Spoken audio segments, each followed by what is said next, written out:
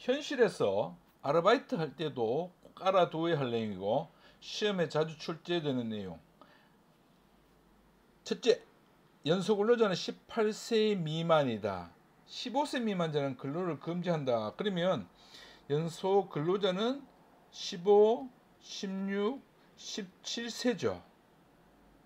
15세 미만은 근로 자체를 금지하니까. 그러니까 14세는 근로를 할 수 없다는 것이에요.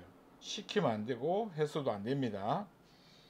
근로장소가 근로기준법, 청소년보호법에 위반되지 않는지 이런 부분을 살펴봐야 됩니다. 예를 들면 오락실 이런 데는 근무할 수 없다라는 얘기예요. 혐오시설도 마찬가지입니다. 셋째, 근로계약서에 기재된 업무 이외의 일을 시킬 경우 거부할 수 있다라는 거. 근로계약서에 청소년이 동의하지 않은 내용들이 있습니다. 그리고 청소년이 설령 동의했다고 하더라도 근무 장소에 위배되거나 이렇게 하는 일을 시킬 경우는 거부할 수 있다는 얘기예요. 넷째, 근로시간은 원칙적으로 하루 7시간. 청소년 동의하에 하루 1시간이나 일주일에 5시간 한도 연장 근무를 할 수 있습니다. 그러나 일주일에 35시간을 넘길 수 없다라는 얘기예요. 그러면 이 얘기는 무슨 얘기냐면 일주일 하루에 7시간씩 해서 일주일을 한다. 그러면 35시간 넘기지 못하기 때문에 5일밖에 근무를 안 하는 거죠. 그랬을 경우는 이틀이 유급휴가가 된다는 얘기입니다. 그래서 이런 부분을 이제 피해 나가기 위해서 업주들이 7시간까지 안 시키죠.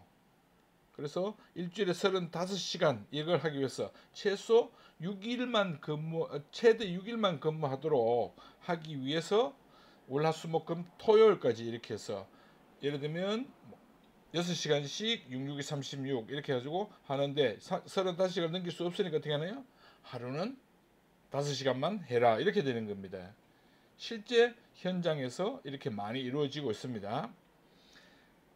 휴게 시간에 대해서는 근로시간이 4시간인 경우 30분 이상, 8시간 경우 1시간 이상인데 이게 이제 8시간 경우를 근무하는 경우는 실제로 동의를 해줘야 되죠. 그렇죠. 그래야 일 1시간 해서 하루 7시간 해서 8시간까지 할 수 있는데 이 경우는 1시간 이상. 이건 어떤 경우 가끔씩 발생하는 경우입니다. 일반적으로는 하루 한 6시간이나 5시간 이렇게 근무하기 때문에 어떻게 되면 4시간인 경우 이렇게 되죠. 그러면 30분 이상 이렇게 됩니다. 그래서 예를 들어서 9시부터 15시까지 근무한다. 그러면 이게 이제 중간에 1시간을 휴게 시간으로 포함된다. 이렇게 하면 11, 하나, 둘, 셋 이렇게 총 6시간이 되지만 1시간 휴게 시간은 어떻게 되나요? 빠지게 됩니다. 그래서 근무 시간에 미포함, 즉 9시부터 15시까지 근무하면 5시간의 임금을 지급받게 된다는 거예요. 이 점도 잘 기억해야 됩니다. 일주일에 15시간 이상 근무하고, 즉 15시간에서 35시간까지죠.